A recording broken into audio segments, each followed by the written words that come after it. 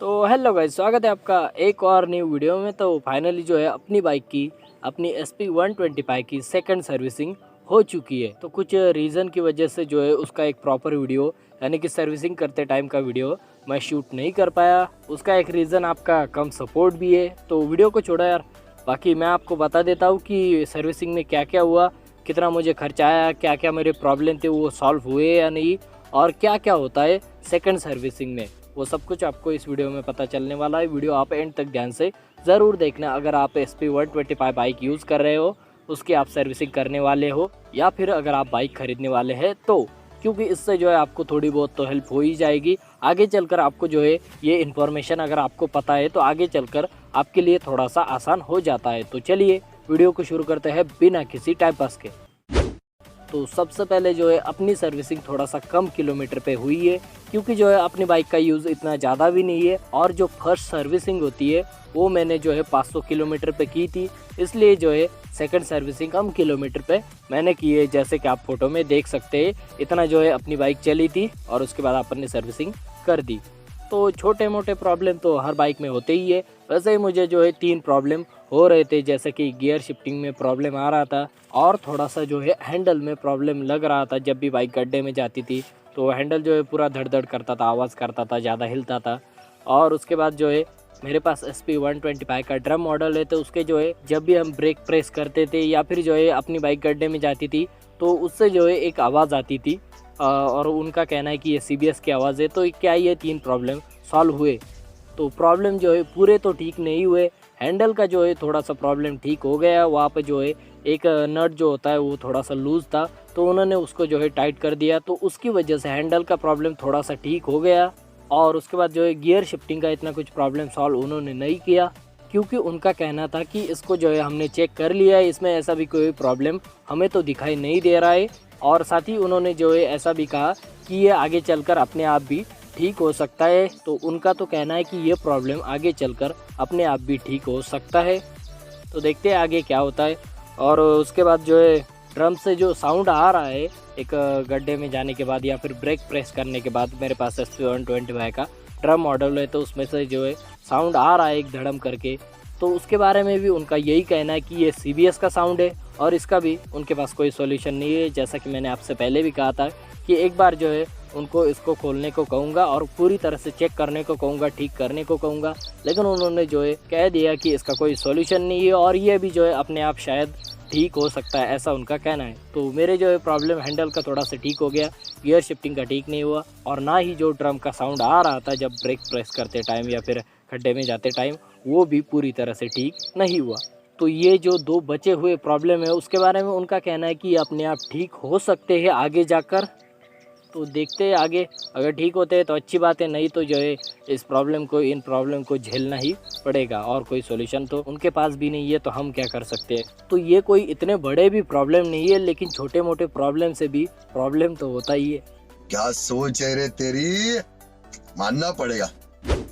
तो अभी मैं आपको बताता हूँ कि सेकंड सर्विसिंग में क्या क्या काम होते हैं। जैसे कि सबसे पहले आपको पता ही होगा ऑयल चेंज होता है, जो कि हर सर्विसिंग में होगा ही। तो ये सबसे पहला काम हो जाता है। 900 ml का जो ऑयल था वो उसमें डलवा दिया, फोटो आप देख सकते हैं। और उसके बाद जो है चेन ल्यूब वगैरह मैंने किया, यानी कि चेन की पॉलिश वगैरह होती है, जिससे जो है चेन की लाइफ बढ़ जाती है। तो ये करना भी थोड़ा सा ज़रूरी होता है, सेकंड सर्विसिंग के बाद ये करना चाहिए।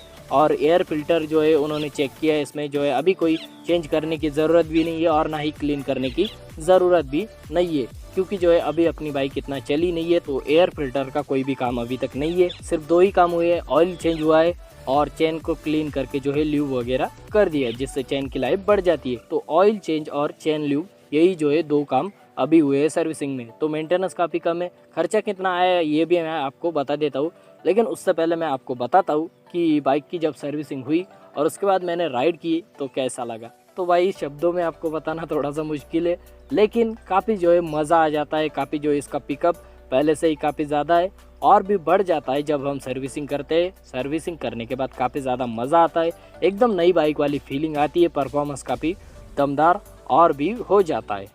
जैसे कि ये सारी बातें आपको भी पता होगी, अगर आपने एक्सपीरियंस किया होगा सर्विसिंग के बाद बाइक राइड की होगी, तो आपको जो है ज़्यादा कुछ बताने की इसके बारे में ज़रूरत तो है नहीं।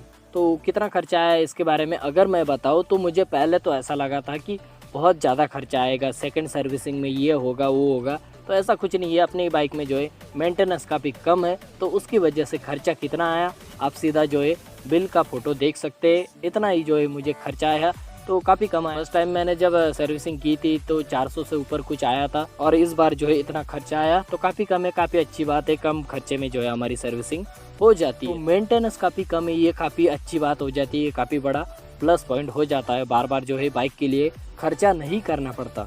तो ये सब कुछ हुआ सेकंड सर्विसिंग में, और बाइक जो है पहले से ज़्यादा अभी मज़ा दे रही है, जो कि सर्विसिंग होने के बाद हर बाइक देती है। तो ये तो हो गई मेरी बात, इसको जो है थोड़ी देर साइड में रख देते हैं। लेकिन मैं आपसे कुछ कहना चाहूँगा कि आप अगर अपनी बाइक की सर्विसिंग करने वाले हैं तो आपको बाइक का ध्यान रखना बहुत ही ज़रूरी है जब आप सर्विसिंग के लिए उनके पास देते हैं तब।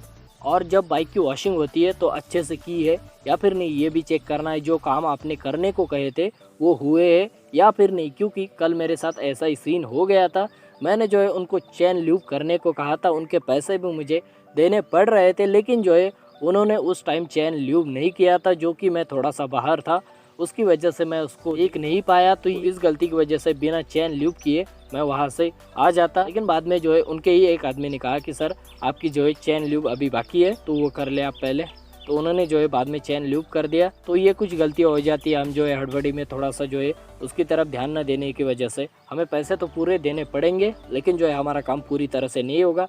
तो जब भी हम बाइक की सर्विसिंग करते हैं तो पूरी चीज़ों का ध्यान रखना बहुत ही ज़रूरी है, जैसे कि क्या प्रॉब्लम है, वो ठीक हुए या फिर नहीं।